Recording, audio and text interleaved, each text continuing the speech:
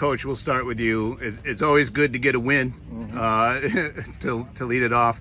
Do you feel like a little bit of a weight is off your shoulders with that win? Yeah, that one was a heart thumper. Right up to the last pitch. Who knew we got 2 in the first inning, and who knew that would be it? And enough to hang on. Braden Files not pitched incredible.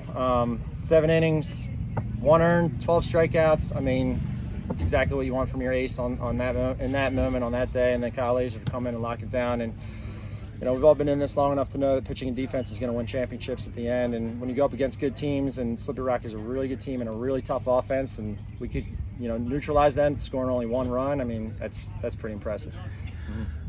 Take us through, or take the fans through, what goes through a coach's head as Fosna enters the 6th and the 7th and his pitch count's over 100. How do you make that decision, when to go get him and when to let him try to fight through it? Yeah, I mean, he's at this point in the season, he's pretty lathered up to go deep into games. So, we kind of have a pitch count cap on him a little bit. So once he started nearing that, probably 2 innings prior to that, we sent a couple guys down to the bullpen, Laser and Howenitz, and just kind of prepared if he got into any sort of trouble that, we could get him out if his pitch count elevated too much. But he pitched his way out of jams. He probably had that last inning, that strikeout to end it. That was probably his last batter. If that guy got on, we were going to Laser at that point. But just trying to plan ahead, but at the same time, leave him out there as long as you can, because we know that he's just he's going to be really tough. He's going to compete, and even once his pitch count got up and his velocity, and it really didn't dip too much, but once it started to dip even a little bit, like that's where he just elevated everything else and started locating really, really well, and just kind of gutted through it at that point.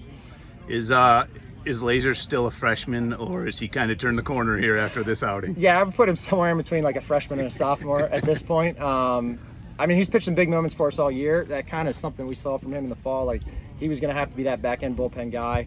And from the beginning, really, second weekend down in Cary, second weekend of our season, and then down in Cary the third weekend, like, we kind of started putting him in those moments as much as we could, and he continued to perform better and better and better. And the thing about him is he just keeps getting better too. He developed another pitch, so now he went from being a 2-pitch guy to a 3-pitch guy, and is figuring out how to control his heart rate in those big moments. And yeah, you saw that. Like, he didn't look like a freshman out there today. Like, that was a poised senior on the mound in a big spot.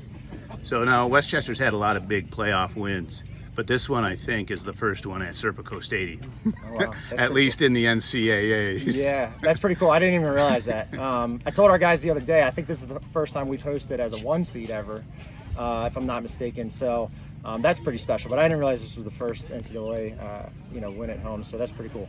Yeah. All right.